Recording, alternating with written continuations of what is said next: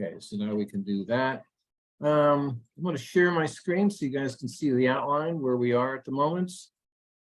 All right, so there's the outline.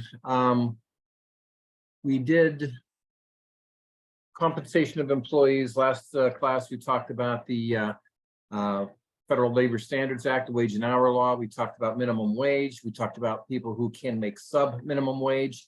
We talked about exempt employees, and those are employees that are exempt from the overtime laws. And then we had overtime wages. That's anything over 40 hours per week. You as the employer get to choose what the week is as long as it's a 7-day period. We talked about child labor a little bit, and we do know that there are very specific laws with regard to child labor. And every one of these things that you see out there is the government's response to an abuse that they saw in the past, including child labor. You go back to the early 1900s, child labor was something that was very common. So there are a lot of laws out there right now to prevent children from being taken advantage of as far as employment laws go. So the next thing on our list here is labor relations law. And I know I think we did talk about this actually. We talked about the National Labor Relations Act, the National Labor Relations Board. That's the federal law that gives people the rights to collective bargaining. Basically, this is how you would form a union. You would get a majority of people in the bargaining units of the people that are the employees of the company that are not necessarily management. If a majority of those people want to have a union represent them, then there would be a process, an election that would be created through the National Labor Relations Board. If you decided that you wanted a union, then the union would be certified by the NLRB. Then there would be bargaining between the employer and the employees. We talked about economic picketing versus unfair labor practice picketing. And the big difference here is whether you are entitled to have your job back when the strike is over. With unfair labor practice picketing, that's where you're not out because you're looking for more wages. The union is striking or picketing because of a perceived breach of the contract by the employer. They are not following some terms of the contract, and the union is trying to get the employer to honor the terms of the contract so they can go out on strike to make their point. At the end of an unfair labor practice strike, you are entitled to your job back. With economic picketing, our contract has terminated or come to its end. It's expired. We want to have a new contract with more money involved. The company and the union are not able to work out a deal. The employees, the union goes on strike. This is an economic strike. At the end of an economic strike, the employee is not entitled to his job back. What can happen is the replacement workers can keep the jobs that they were hired into during the economic strike. But as those replacement workers leave the employment for whatever reason, then they're supposed to call back the union employees that had lost their jobs. All right, so now let's go on to pensions and benefits. Let's talk about ERISA. I know this is where we left off. The Employee Retirement Security Act, ERISA, E-R-I-S-A. This is a law which, let me see if I can bring up what I'm needing to look at here. This is a law which, excuse me, give me a second here.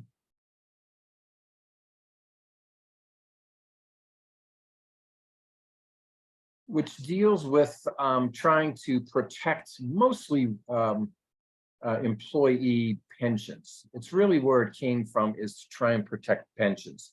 But it goes beyond that. It actually goes to all fringe benefits. So if you are you're talking about your vacation plan, you're talking about your dental plan, life insurance, those types of things. That's all going to fall under ERISA. But the reality of it is ERISA begins with trying to worry about employee pensions. Now, there's two types of pensions out there in the world. They can go by a lot of different names and such, but there's really only two types of pensions. There's what's called a defined benefit plan and a defined contribution plan. All right, now in today's world, the most common type of pension you're going to see is the defined contribution plan. So if the employer decides they want to provide some sort of a retirement or pension plan for the employees, and they say, okay, Gamalchak, we're going to hire you and we're going to have you be a, we're going to provide for your retirement, and they decide to set aside a certain percentage of my pay. Let's say they say that every year they'll put aside 2% of my pay into my retirement accounts. What they're doing is they're defining the contribution they're making into a fund for my retirement. Okay, so then when I would get to retirement age and I would be able to take the money out, what would happen is there would be a bucket of money there for me. So they would, I would say, hey, I'm retiring. They would shake my hand, say, it's been great having you as an employee. Good luck on your future retirement. Oh, by the way, here's your bucket of money. And it's up to me to figure out how to make that bucket of money last for my retirement. The other type of pension is what's called a defined benefit plan. And instead of defining the contribution, they define the benefit. So instead of them putting aside a certain amount of money for me and me ending up with a bucket of money at the end of my employment, I end up with a benefit that is defined by the plan. Okay, Gamalchak, for every year that you work for us, we're going to pay you in your retirement $20 per month for the rest of your life. Okay, that would be a defined benefit. Okay, so normally what happens is there's a formula that gets created, and the formula will generally have a multiplier of a dollar amount, and usually it's going to be by years of service. So if I worked for the company for 20 years and the monthly benefits multiplier was $20, so then they would take the $20 and multiply it by the 20 years, and I would have a $400 per month benefit for the rest of my life. See the difference there between the two plans? Well, one plan defines how much money they're putting into the bucket for me. The other plan defines what benefit I will receive when I ultimately retire. Either one is fine. They're both great types of pensions. The reason that the defined contribution is the more common today is it is much easier to administer. All I need to know is how much you made during the year, and I need to multiply it by whatever percentage I've said that I'm going to put aside for you. And then I put the money into the bucket. Okay, and then it sits there until the employee retires. But the defined benefit plan, we need to hire some actuaries. We need to hire some people to do some significant math, because we need to be able to figure out how much money we need to put aside so that at some point in the future, we can calculate how much, we can calculate that you will get a benefit of X number of dollars for the rest of your life, per month for the rest of your life. It's a lot more difficult to administer, so a lot of employers don't want to do this. A lot more expensive to administer. All right. The funding is different. You have to make sure that you fund it properly, because you don't know when somebody's going to die. You don't know when, if they're going to die before they're expected to die or after they're expected to die. And you have to have all of these calculations in place for all of your people. So let's see, what else do we want to talk about here with ERISA? Vesting I have. Okay, so vesting is another issue that we have with the ERISA coverage. One of the other problems that you saw, and like I said, most of these laws that you'll see out here are laws that are very specific responses to abuses that we saw out in society. So here's the thing. I go to work for a company and they say, listen, we're going to give you a retirement pension when you retire. And they, they tell me about this really great, my screen sharing is paused. Why is that? Oh, well. And then we're going to, you're going to have this really wonderful benefit when you retire. Okay. When do I know that this is my benefit? Oh, it's yours when you have 25 years worth of service with the company. Okay, 25 years of service is a lot of years of service. I don't know how happy I am about that, but okay, I'll stick it out for the 25 years and I'll have that retirement. Well, let's say that I get to 24 years and 6 months of service with the company, and they call me into the to the manager's office and they say, Gamalchek, we don't understand what's wrong with you. For 24 years, you've been an absolutely wonderful employee. The last 6 months, you've really done a terrible job with what you've been trying to do. So you're fired. Okay, what happened to my pension? It's gone because I didn't make it to the 25 years. That's what's called vesting. The legal concept of vesting is that when a legal right becomes enforceable when it's vested. Okay, so we'll give you this pension after you have been with the company for 25 years. At that 25-year anniversary, that's the vesting date. That's the date that I have the ability to legally enforce that promise. Until that vesting occurs, I don't have any legal rights to what they're talking about. That became a problem because the companies were creating vesting schedules that were ridiculously long, and then they were firing people or people just weren't able to make it to that ending dates to where they would actually vest and get their pensions. So government steps in and they say, listen, if you're going to have a pension plan, you have to have reasonable vesting rules. And realistically, out in the real world right now, there's two different ways of vesting. There's what's called cliff vesting, and then there's gradual vesting. And you have to have one of the two plans for vesting in order for the pension plan to be legit.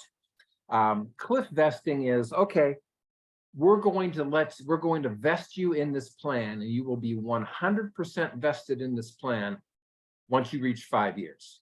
Notice it's not 25 years, it's 5 years. Okay, so under ERISA, you can have a vesting plan that says once you achieve 5 years of seniority with the company, you will be 100% vested in your rights under the retirement plan. If you don't want to do that as a company, you can do something that's gradual, where you can say, well, during the first year, you don't vest to anything, but during the second year, you vest to 20%. During the third year, you vest to 30%. During the fourth year, you vest to 60%, and so on. I think you're allowed to go as far as 7 years to get to 100% if you use a gradual plan like that. But what happens is they're putting money aside for you during your employment, and you work there for 4 years. Okay, if it's cliff vesting, you have nothing. If it's gradual vesting, whatever the schedule of vesting shows, so you may have 40% or 60% at the end of 4 years. So vesting it was one of those things that really was one of the causes of ERISA, and it just became something that needed to be enforced. As I said, and I just want to take a look at the book now.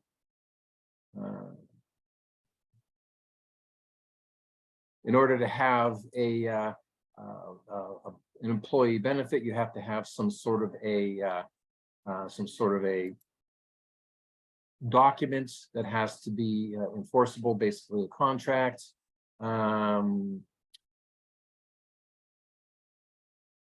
Termination insurance. ERISA established an insurance plan to protect employees when employers go out of business. So if they were supposed to fund the plan and for whatever reason the money got caught up in the company, they have to pay into insurance, a federal insurance fund called the Pension Benefit Guaranty Corporation that insures or protects your pension even if the company goes out of business. Okay. All right, going back to, I guess that's really all we want to talk about with ERISA. Oh, one of the, I guess the last thing here is, what ERISA does is it doesn't make not following these rules illegal. It's not illegal to have a plan that vests after 10 years instead of 5 years. You can do that, but it now is not what's considered to be a qualified plan. And if the plan is not qualified, then what happens is you don't, as an employer, you don't get to take it as a tax deduction. So these employee benefit plans can be quite expensive. And if you're paying money on behalf of your employees, you tend to want the plan to be deductible. So you tend to want to follow ERISA in order to get the tax deduction, okay? That's one big thing about ERISA is, go ahead, employer, do whatever you want, but you won't be allowed to use it as a tax deduction unless you use all of the rules. The other thing, and I may have talked about this in the last class, was that we have discrimination rules under ERISA. And when we talk about discrimination here, we're not talking about the suspect classifications like race and religion and age and so on like that. We're talking about highly compensated employees versus non-highly compensated employees.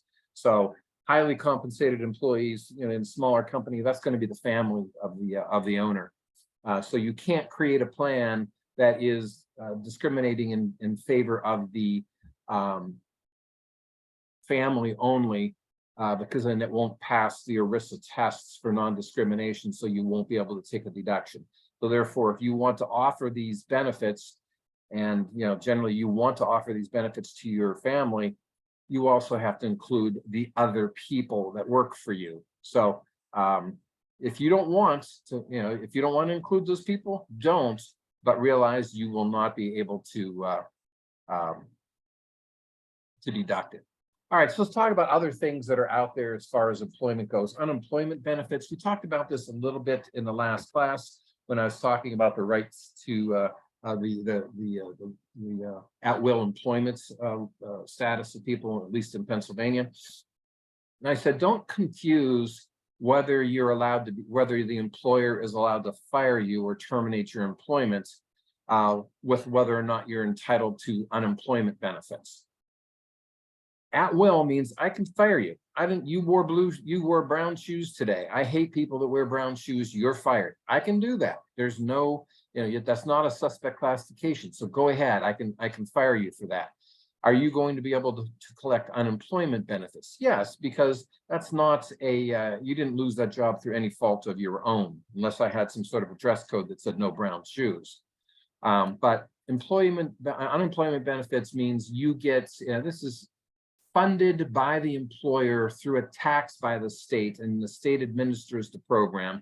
And if you have enough work history, you have to have worked, and taxes have been paid into the fund on your behalf by the employer. If you lose your job through no fault of your own, then the state program will pay you your unemployment benefits.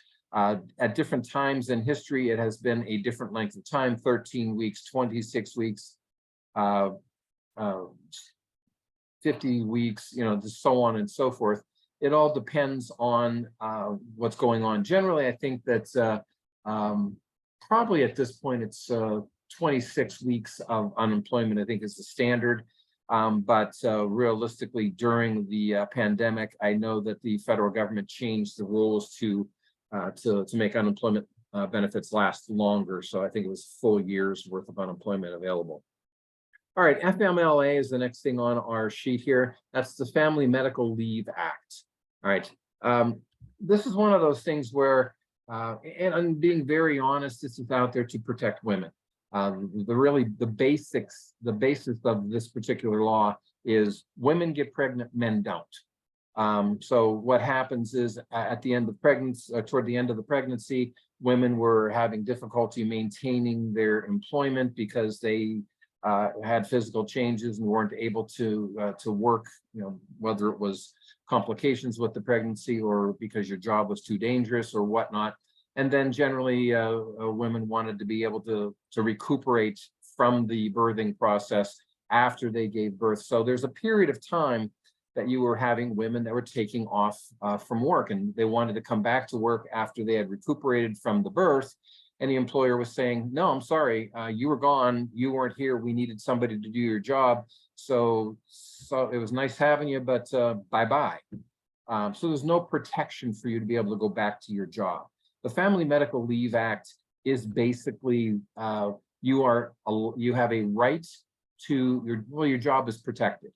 If you have a medical condition which makes it impossible for you to work, you are entitled to, I believe it's 12 weeks off, and your job is protected. So that's, I think the employer, you have to have at least 50 employees to be covered by FMLA. And we can take a look.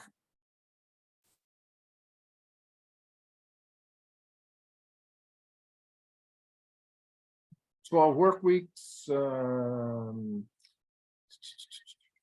becomes a birth or adoption of son or daughter to care for employee's spouse, son or daughter, or parent with serious health condition. Because of a serious health condition, it makes the employee unable to function in his or her position. Notice to be given. The book doesn't tell us, but I think you have to have, yes, 50 or more employees. So if you are a company with 50 or more employees, and you have somebody that qualifies for health problems or birth or whatnot, just as I read, you can take up to 12 weeks unpaid. The employer is not required to pay that. But what FMLA does is it protects your job so that you have a job to go back to. There's a lot of variations to how this is actually interpreted. The reality of it is you may not have your exact job to go back to, but you have to have a job that is similar in duties and pay, but you do have the right to go back. USERRA, USERRA, that stands for United States Employment and Reemployment Rights Act. This is for people who go on active service in the military. Let's say that you are a member of the Army Reserve, and there is a call up of your unit, and you are required to go to Afghanistan for 6, 9, 10 months, whatever. At the end of your service, your active service, you are put back into the reserves and allowed to go back into civilian life. You want your job back, okay? And USERRA is basically the same thing as FMLA, except that USERRA deals with military service. So if you go away to military service and you want to have your job back, it is supposed to be protected under USERRA. Section 4312 of USERRA generally requires returning reservists to be promptly reemployed and return to the same or comparable positions of like seniority, status, and pay that they would have if they had not been activated. They'll not be discharged from employment within a year of their reemployment if their period of service is more than 180 days. If service for more than 30 days, protection is 180 days, blah, blah, blah. So there's a lot of protections out there as far as what you get.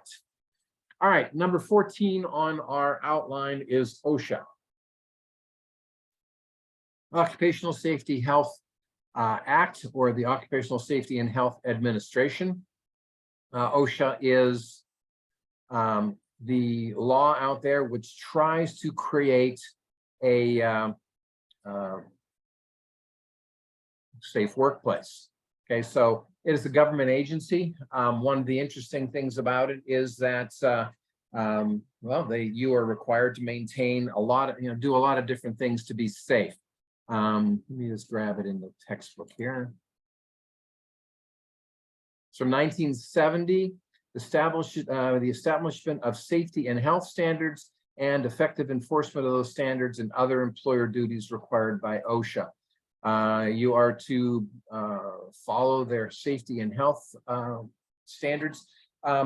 Safety, make sure that that your employees are behaving in a safe manner.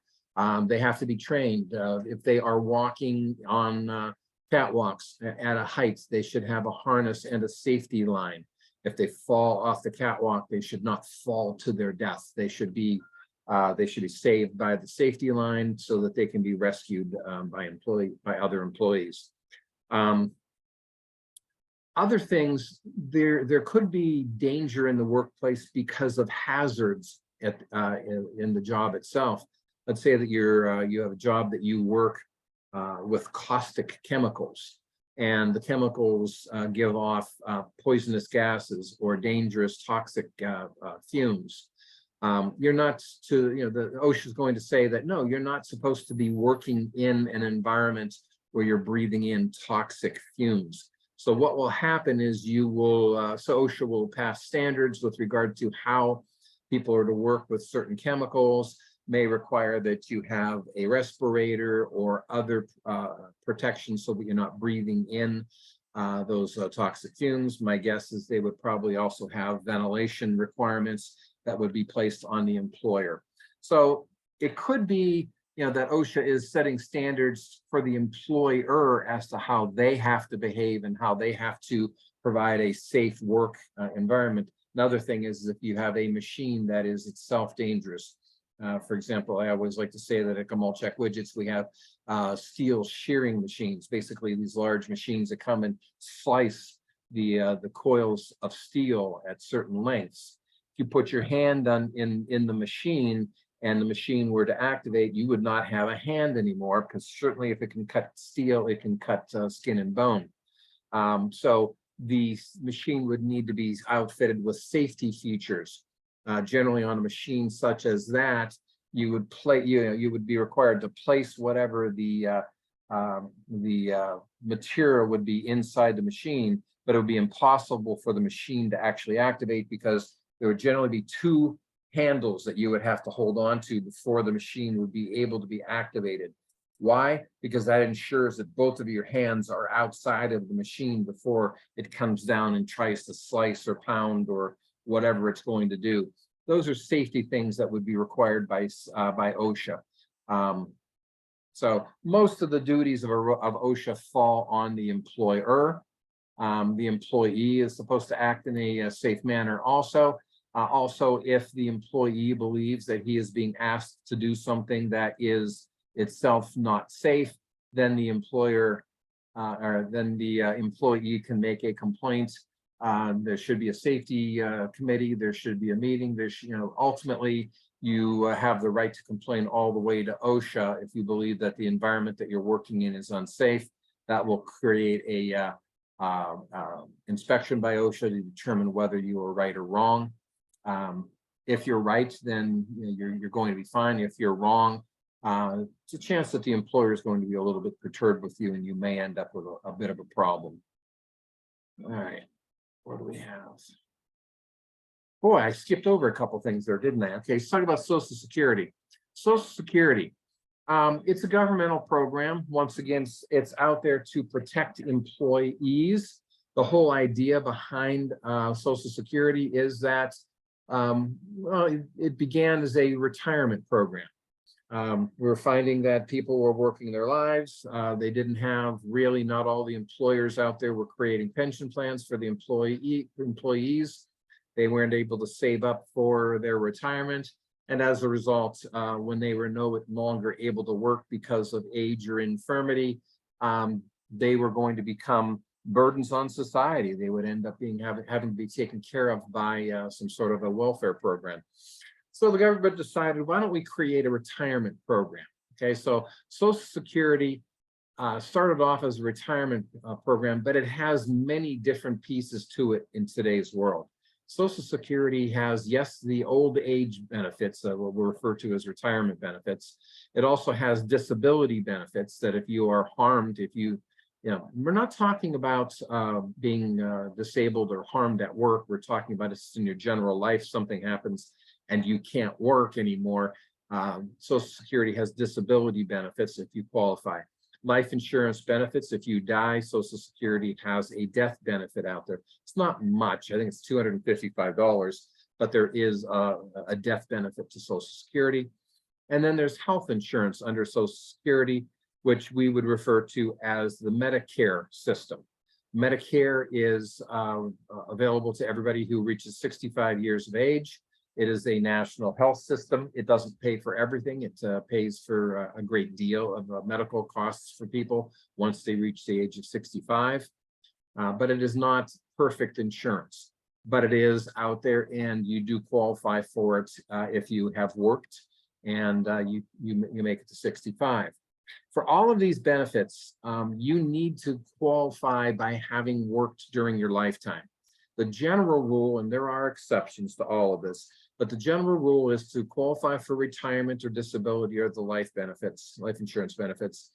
You have to have worked for what the Social Security Administration considers to be 40 benefit periods. So you have to have 40 points in order to qualify for any of these Social Security benefits. You get a point for every quarter, 3 months that you work where you make over a certain amount of money. The amount of money is not a huge amount of money. Off the top of my head right now, I don't know what it is, but it's under like $3,000. So if you make, let's say $3,000 during a quarter, then you get a point for that quarter. You're going to earn 4 quarters, or 4 points per year if you work all 4 quarters. So in essence, what we're talking about is 10 years worth of work experience in the Social Security system.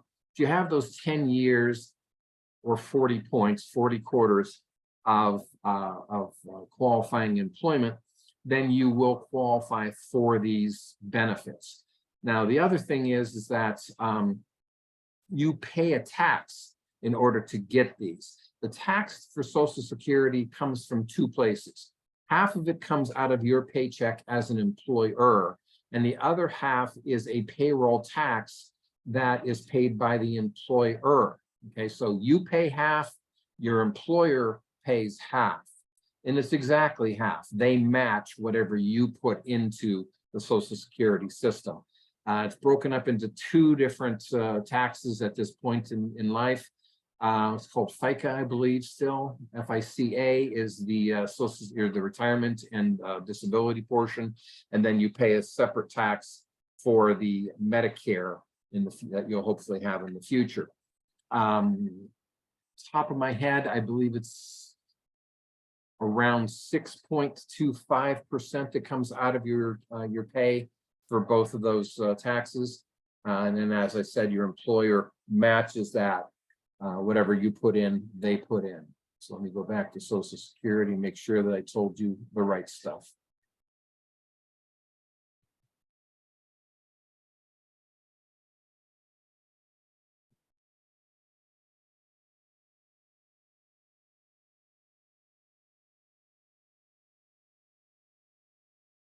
All right.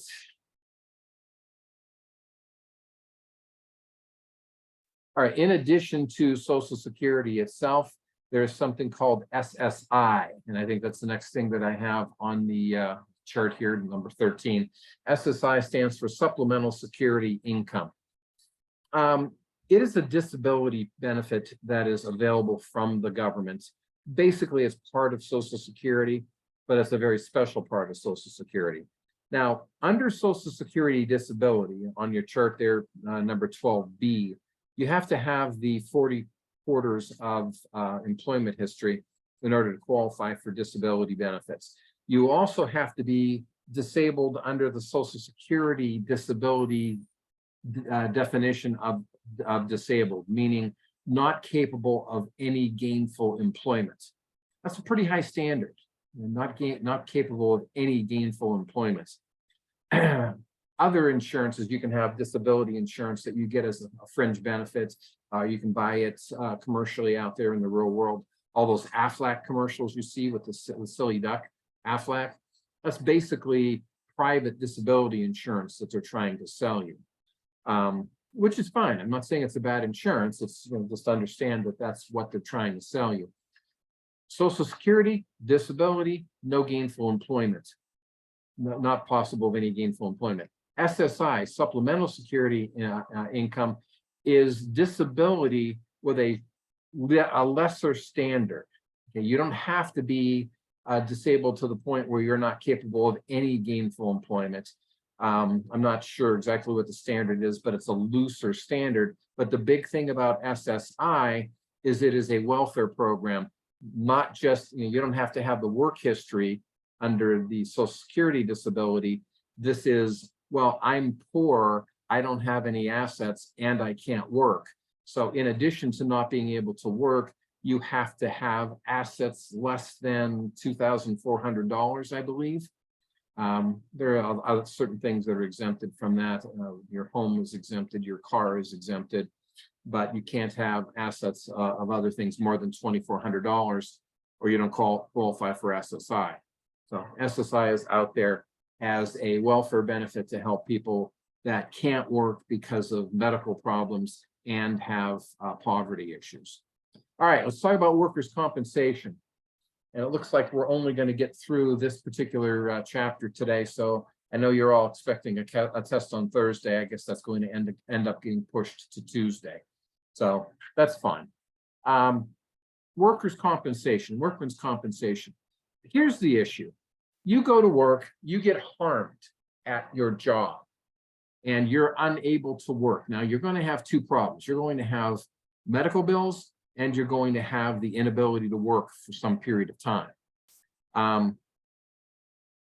The workers' compensation laws that exist out there are there for the purpose of paying for your medical bills when you are unable to work because you were hurt at your job, and also to give you income during the time that you were recuperating from your injury. The big thing here is that you have to be hurt at your job. This is another place where we have that standard of in the course of employment. Let me get here.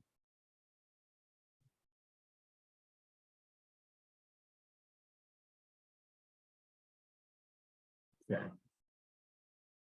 Now, workers' comp is not a federal law. It is a state law, and every state has it. So it's a little bit different in each state. But you are, as an employer, are required to have workers' compensation coverage. You can generally buy it from a private insurance company. But if you have a company that is in such a dangerous industry or has such a bad history of claims, then it's possible that you can't get insurance through the private insurance industry out there, and then therefore you would end up having to buy it through the state, because the state would have, mandates you have it, so you have to have a place to buy it.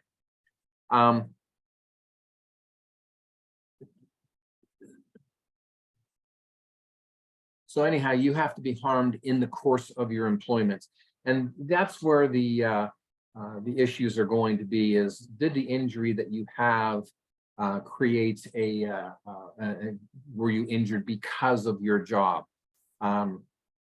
If you're working in a factory and you are a pallet of product tips over and falls on you, yeah, that's real easy to see that you were injured on your job in the course of your employment. But a lot of questions can be you can question, well, you were on your lunch break, or were you hurt during your course of employment? That actually is not as easy a question as you might think. Did the employer give you the ability to leave the facility? Were you allowed to leave, or were you required to stay on premises, and you were required to you were still on the time clock, and required to be in a specific location in a break room or something like that? It becomes different. If you have an hour off and you're allowed to leave the facility and you're on your lunch break and you're miles away, then no, you weren't hurt during your course of employment. But if you were in the break room and required to be there and still on the clock, is that in the course of your employment? Probably. Now, the reason that we have workers' compensation the way that we do right now, first off, this is a no-fault system.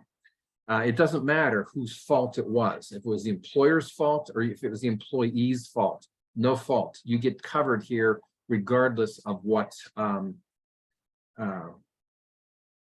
what the cause of your accident was. The reason for that is that in the old days, we had this problem with, go back into the early 1900s. You were going to your job at an axe manufacturing company, and your job was to put the pieces of steel inside the machine that would stamp them down. And we didn't have OSHA back then, so safety things weren't as good as they were. You have your hands in the machine and it malfunctions and strikes, and you lose both of your hands. You're not going to be able to work. You have all kinds of medical conditions, or, medical bills and whatnot. In the old days, what would happen is you would sue your employer because of the fact that you were harmed on the job, and you want your employer to pay for your medical bills. And hey, I can't work. I want you to pay me because I can't work. In the old days, what would happen is at that lawsuit, which would have been for negligence, okay, the employer would have done two things. He would have pled two defenses. He would have defended by saying assumption of the risk and also contributory negligence. And if you remember when we did the chapters on negligence, if you, in the old days under contributory negligence, if you were at all 1% responsible for your injuries, then you could not collect. Okay, so in the old days, the employer would just say, hey, contributory negligence, they shouldn't have had their hands in the machine when it struck down. Well, yeah, 1%. Okay, yeah, no, they don't collect. And the other side of it was assumption of the risk. Oh, yeah, they knew that it was a dangerous place to work. We're surprised anybody ever comes to work. They showed up at work today and they assumed the risk. They knew that they had a chance of being harmed on the job today, so we shouldn't have to pay. And the courts would find in favor of the employers. It was a very abusive system. That's why the workers' compensation system arose. That's why it's a no-fault system, because the employer can't say, hey, the employee was responsible for this. It's a no-fault system. If you are harmed during the course of your employment, the company's insurance will pay for your medical bills and will pay for your time off while you're recuperating. Now, if you have, if you're not going to recuperate, then you possibly could get the benefits forever, or they could decide to give you a lump sum so that you would have that money and be able to invest it and use it however you wanted. But understand that it has to be done during the work of your course of your employment. Couple other things to finish off. We have 6 minutes left according to my clock. Privacy. Does an employee have a right to privacy at their job? And you'll be surprised that the answer is probably no. Wait a minute, don't we have Fourth Amendment rights to, to be free in our persons and our homes, and, no search and seizure, and don't you need a warrant and blah, blah, blah, blah, blah. Yeah, those things all exist, but they are against the government. You are being protected from the government searching and seizing, not your employer. Okay, so if you if you have something at work that you shouldn't have at work, can the employer search you? Can your employer search your locker? What is your expectation of privacy? There's a lot of cases with regards to searching an employee's locker. Generally, it comes down to expectation of privacy. So the employer says, okay, I've provided these lockers for the employees to use to put their stuff in while they're on the job. And oh, by the way, here we're giving you the lock to put on that locker, and we've maintained a key for our purposes also. Well, what's your expectation of privacy if they give you the locker and the lock? None. They have kept the key to the lock so they can get in there and search anytime they want. If they give you the locker and they allow you to bring your own lock, that's probably a different story, because the expectation of privacy is a little bit different. What about surveillance? Are they allowed to put closed circuit cameras, videos, and watch you work, or to have things all over the building to see what's going on? Absolutely, they can do that. Generally, they have to let you know that it's happening, but they are absolutely allowed to do that. Are they allowed to read your emails? Are they allowed to put programs on your computer that they provide to you that records all of your keystrokes and understands and records all the various websites that you go to during your day? Yes, absolutely, they can. So don't expect that you have a lot of rights to privacy.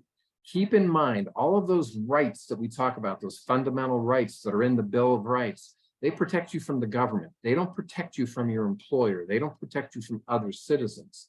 They protect you from the government. Okay, so your right to privacy from the government, yeah. From your employer, probably not. What if you work for the federal government? Changes things, doesn't it? Now, all of a sudden, the Fourth Amendment seems to apply to your employment situation. So yes, if you're a private employee, meaning you work for a private company, you probably have very little privacy rights. If you work for the government, you probably have slightly better employment or privacy rights. Last thing I want to talk about real quick is immigration law and employment. We do have to be aware that there is all kinds of rules with regard to employing people who are in the country illegally. Okay, so if you have people that are properly documented and in the country legally and have the proper paperwork so that they are able to and allowed to work, that's fine. Then they can be employees of yours. But if you have undocumented aliens, which is the new terminology for illegal aliens, if you have undocumented aliens that are not permitted to work in the United States, then you can't have them as employees. Do not hire them. That is a crime.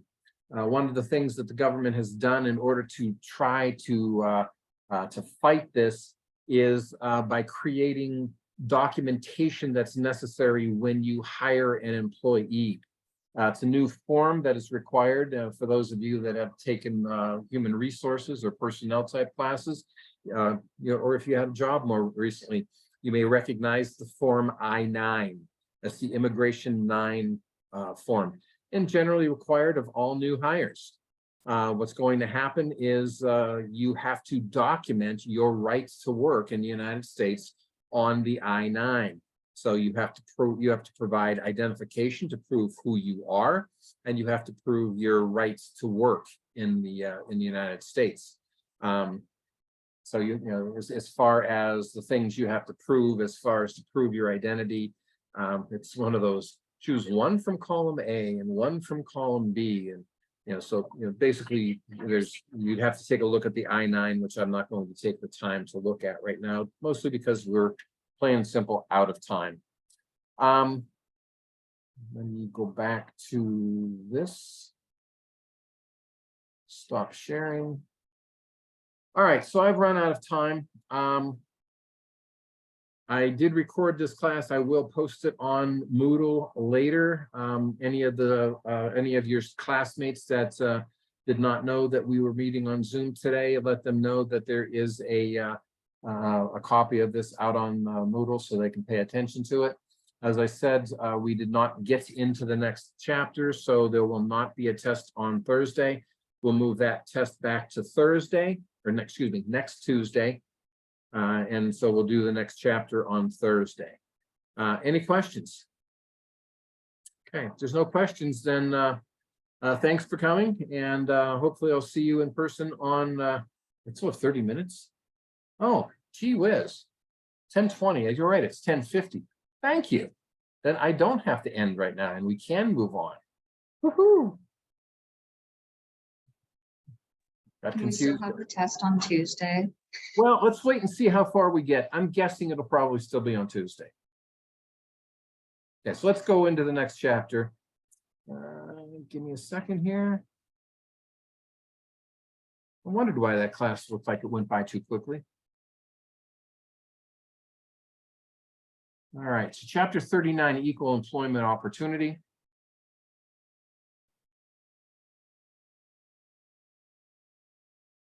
Okay, give me a second here.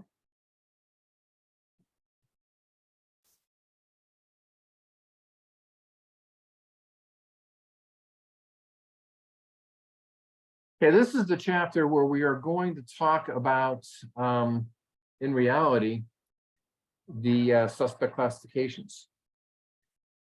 Get back into Zoom here.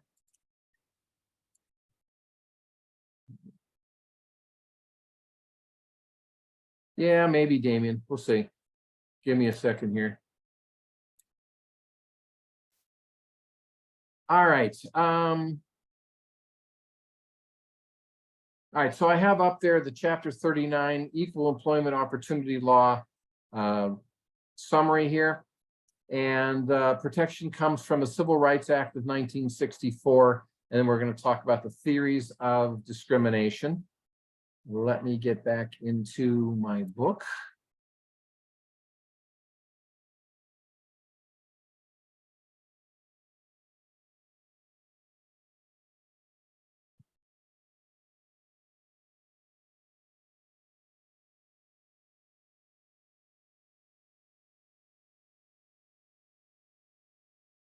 Okay.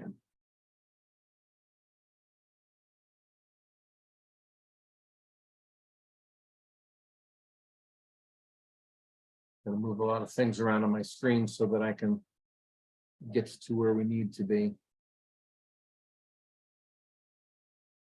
Okay, so chapter 40, equal employment opportunity laws.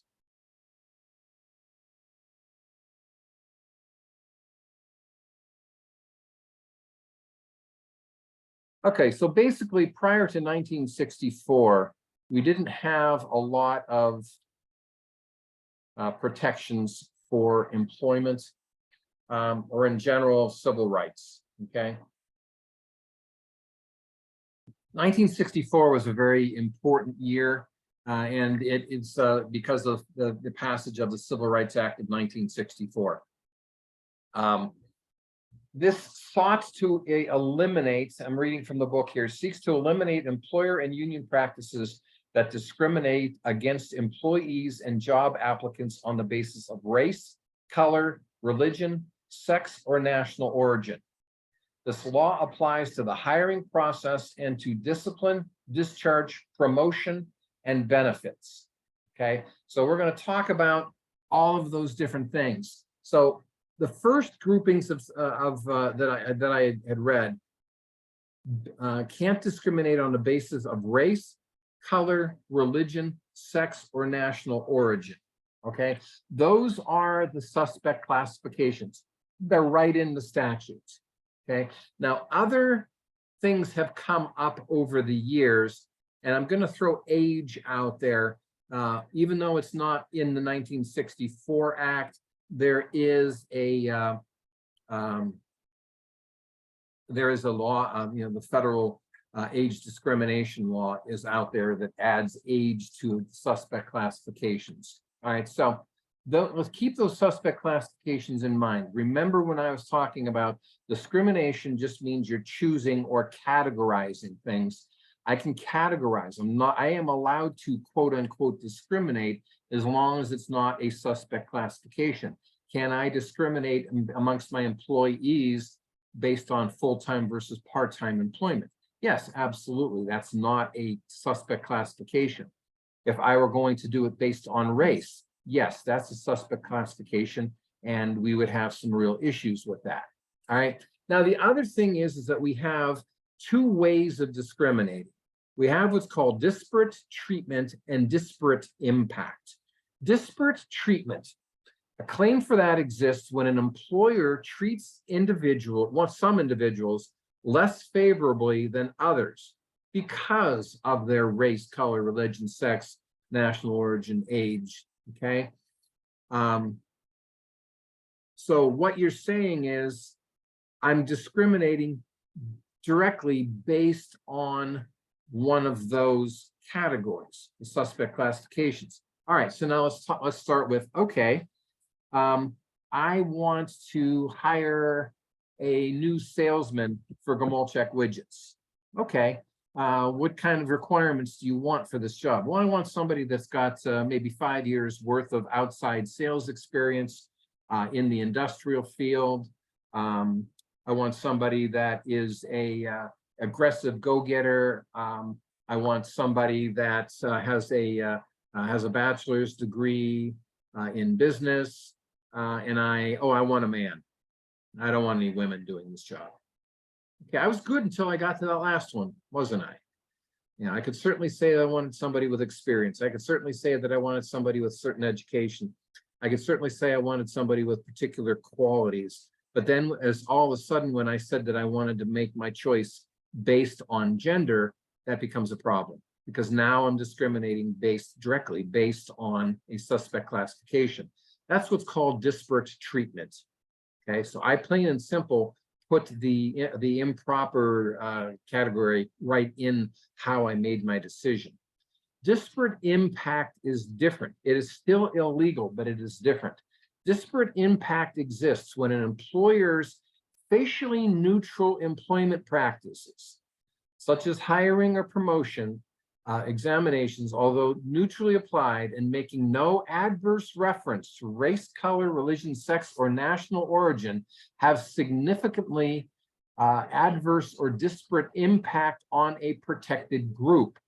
All right, so now take it from the point of view of I want somebody to work in my factory, okay, in Komolchek Widgets. And I want somebody that's going to be able to let's say I want them to handle the logistics. I want them to be in charge of getting all the stuff put onto the trucks and properly sent it to various places. It's a physically demanding job because you're going to have to probably run the forklift, so you're going to have a qualification to do that. You're probably going to have to be able to lift a certain amount of weights because you may end up doing some manual stacking of things. You'll have to be able to use the computer. You'll have to know how to price out and hire common carriers to carry the goods to wherever we need them to go. Okay, so because of the fact that it has that one part where I believe we're going to need somebody to be able to lift, let's say, over 100 pounds. So the job is going to require you to lift over 100 pounds. And I put that in the job description. All those other qualities that I wanted in the employee.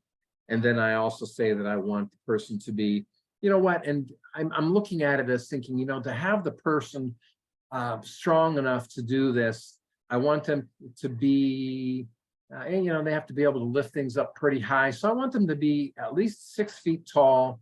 I want them to weigh no less than 200 pounds, and I want them to be able to lift 100 pounds over their head.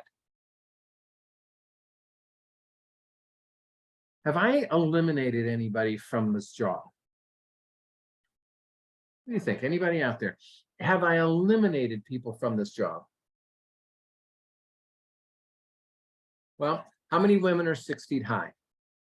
How many women are 200 pounds? I'm sure there are women that can lift 100 pounds over their head. But because of me creating this particular set of requirements, I may have eliminated a great majority of females from being able to apply for this job. Okay, if I facially neutral, right? I didn't say I only want men for this job. I only want to hire male employees in my factory. I never said that. But if I created the specifications in such a way that they would not, that I would completely eliminate a particular group of people that would be in the suspect classifications, then I probably have I have committed what's referred to as disparate impact. Okay, I didn't do it on its face, so it's not disparate effect, it's disparate impact. I've decided that I want to make sure that I only have certain types of people, and I've completely eliminated the female gender from this job. Okay, not good. All right, so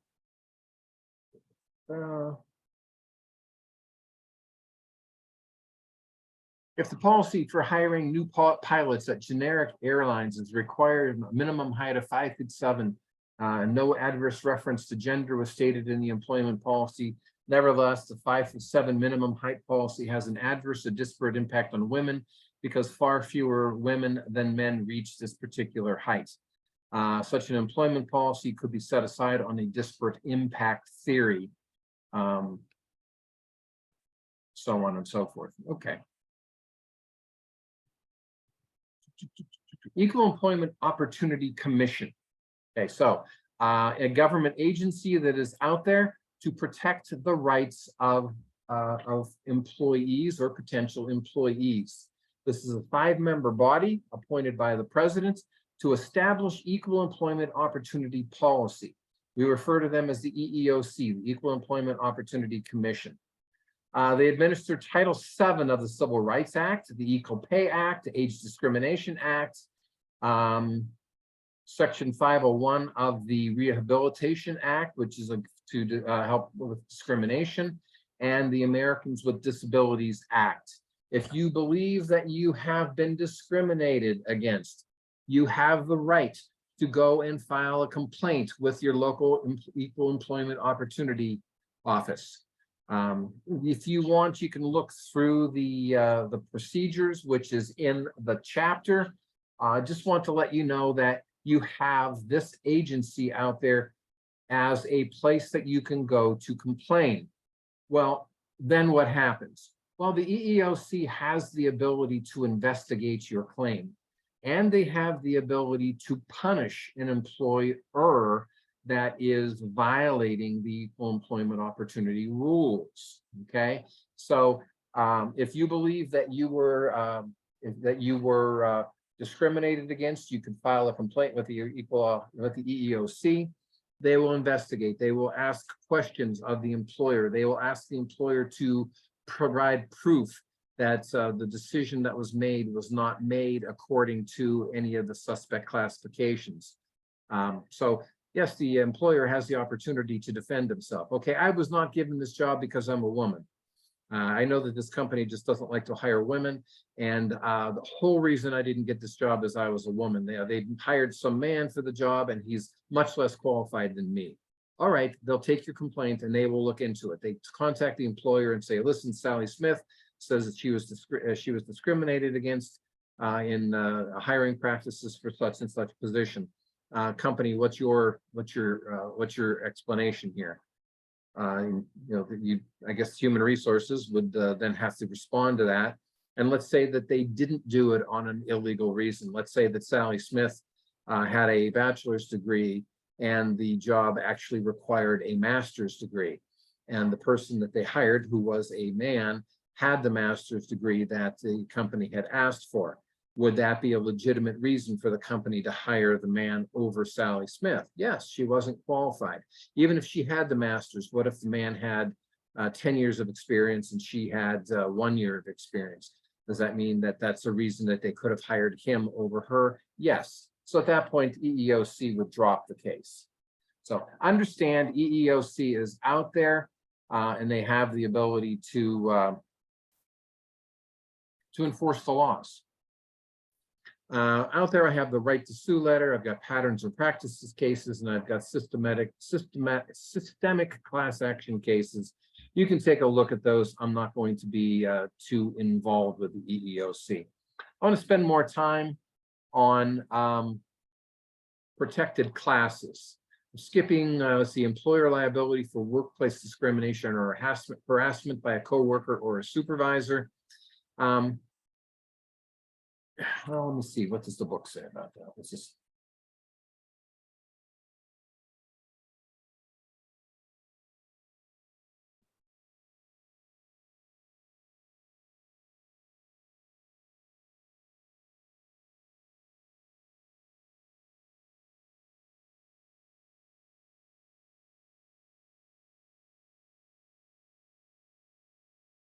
We'll come back to that.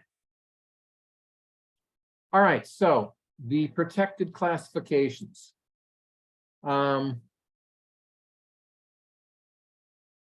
Race and color, religion, sex, and national origin. some of these you may look at and say that, you find it interesting that they're out there. Understand that each one of these has been a problem at particular points in time, and that's why they were identified as the suspect classifications. So race and color. Okay, so obviously, if you are if you never hire people of color, if you don't hire African Americans, then you're probably discriminating improperly. The word race as used in the act applies to all members of the four major racial groupings: whites, black, Native American, and Asian Pacific. Native Americans can file charges and receive protections of the act based on the basis of national origin, race, or in some instances color. So are whites protected? Well, we can talk about reverse discrimination later if we have some time. But the reality of it is that yes, all races are protected. You may look at that and say, well, wait a minute, historically, white people have not been discriminated against. They've been the beneficiary of the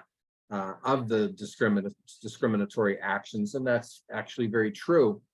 But at this point in time, what the courts will look at is they will look at whether race is a determining factor in the decision making. If it is, even if you are white and saying that you have been discriminated against, you possibly could get protection, because the courts don't like companies using race as one of the determining factors. For example, two white professors at a predominantly black university were successful in discrimination suits against the university when it was held that the university had discriminated against them on the basis of race and color in tenure decisions. Okay, so you may have, and one of the things that we have that's out there that could become a problem is there's something called affirmative action programs. And affirmative action programs were pretty prevalent in, say, the late 70s and the 1980s, where companies had, and the government was very supportive of affirmative action programs.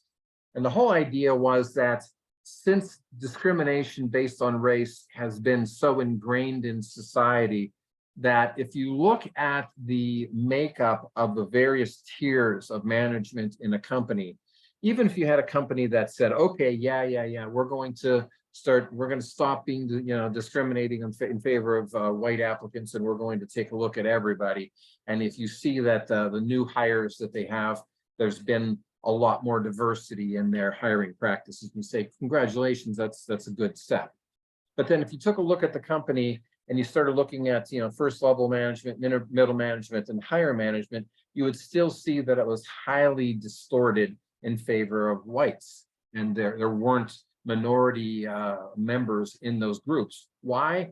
Because even if you make a change now, that doesn't change the generations that have had that discrimination ingrained in it. Okay, so affirmative action was a program, like I said, late 70s and 80s, where the companies would make a determination that they were going to hire minorities instead of whites, because they wanted to be able to change that diversity blend at the various levels. And like I said, in the 70s and 80s, that was a very prominent situation out there. Eventually, it fell out of favor, and there were a lot of what were called reverse discrimination lawsuits, okay? Because what happened was, if a company was using affirmative action and specifically hiring minorities in order to change their diversity pattern, then what was happening was that qualified white candidates were now being discriminated against because of the fact that they were not a minority. The initial reverse discrimination lawsuits were not very successful. The courts took a look at the claims and said, you know what, as a white person, you can't be in here claiming that you've been discriminated against, because you have not been discriminated against, at least not historically. So no, we're not going to entertain reverse discrimination lawsuits.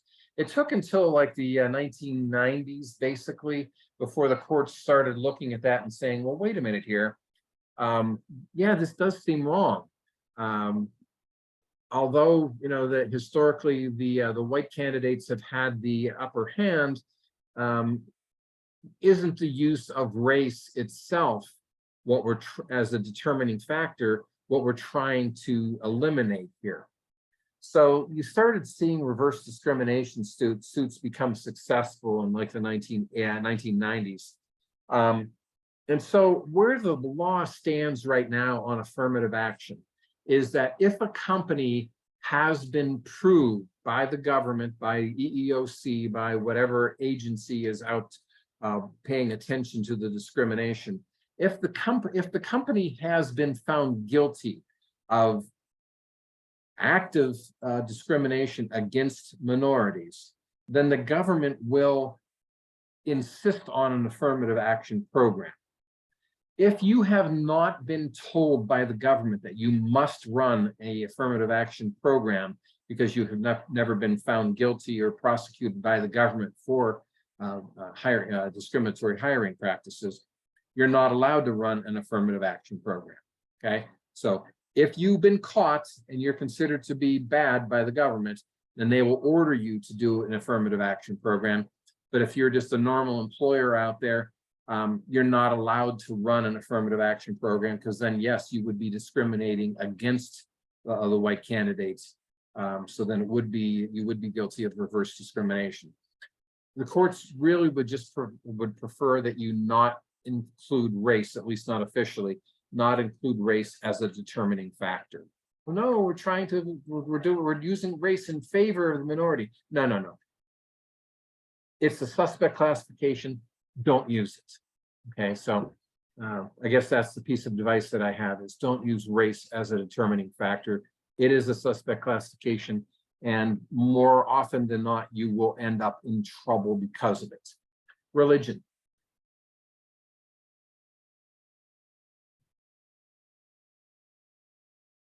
I'm not going to hire people of a certain religion. I am bigoted against certain types of people, let's say. Now, throughout history, this has been different groups. Okay, I'm Roman Catholic, religion-wise, and although Roman Catholic is not a minority per se, but there are people that don't like people who are Catholic, and theoretically, I could be discriminated against. You know, you go to a school that is run by well, has big ties to the Lutheran Church. Theoretically, you know, if the school were to say, "Oh no, we only want to hire Lutherans to teach here," that would be discriminatory, because they were discriminating against others. In modern times, the discrimination on this level is probably going to be Muslim.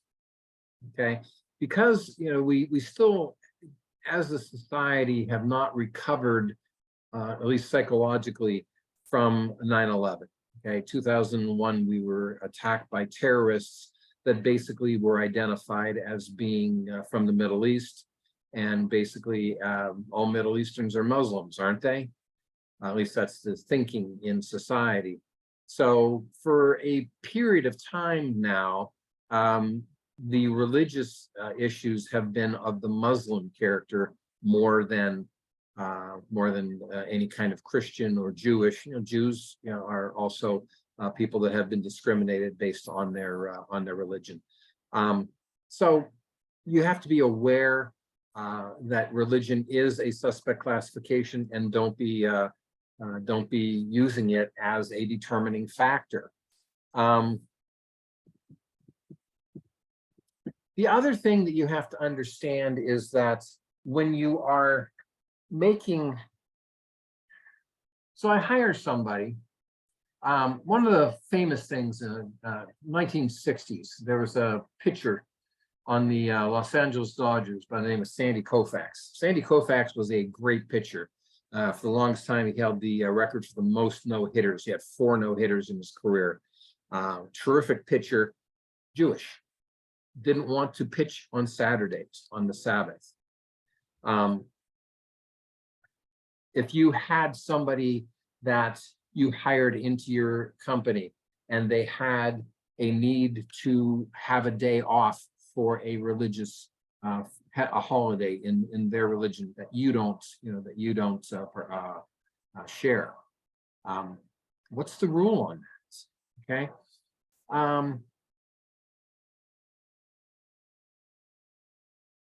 Generally, you're supposed to make reasonable accommodations to people.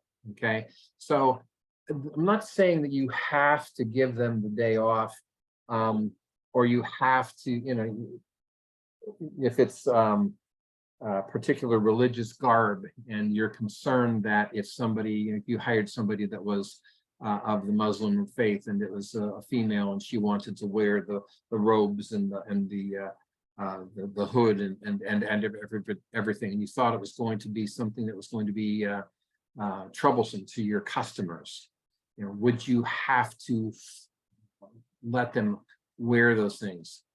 Well, those are tough questions. When you end up in court on those types of questions, the court always looks at whether there could have been reasonable accommodations. Okay.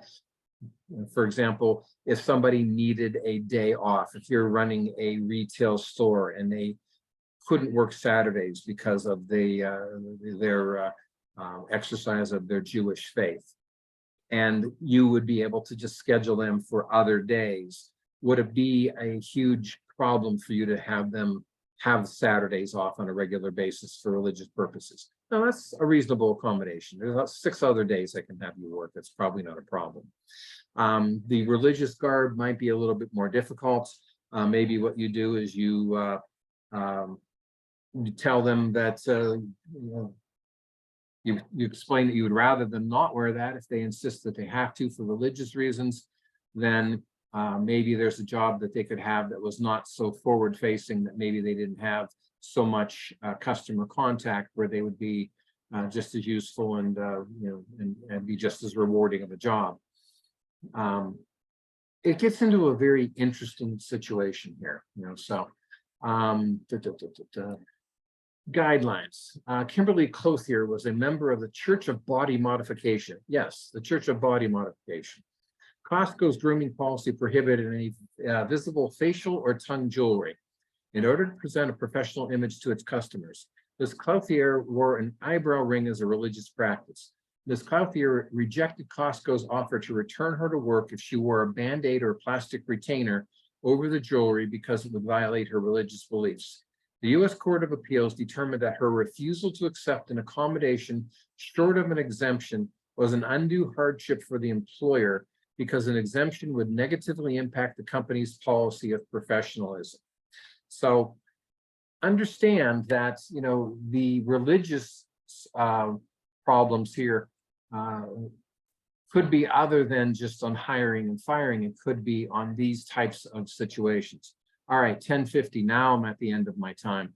I'll try to keep track of when I'm actually supposed to be teaching next class. So we'll pick up here with this chapter 40 on Thursday. We'll finish chapter 40 on Thursday, and then we will take some class time to do a review for the exam, which will be on Tuesday. Okay, so I will send out an email to everybody so that everybody, even those that, especially those that aren't here in attendance now, will be aware of that. And beyond that, if anybody has any questions, I'll entertain them right now. If not, then we're done for today.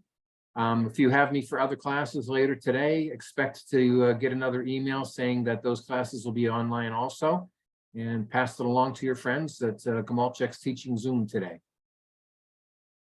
All right, no questions. We will see you guys on Thursday. See you, Professor Gamalchek. Yes, sir. Thank you. Have a good one.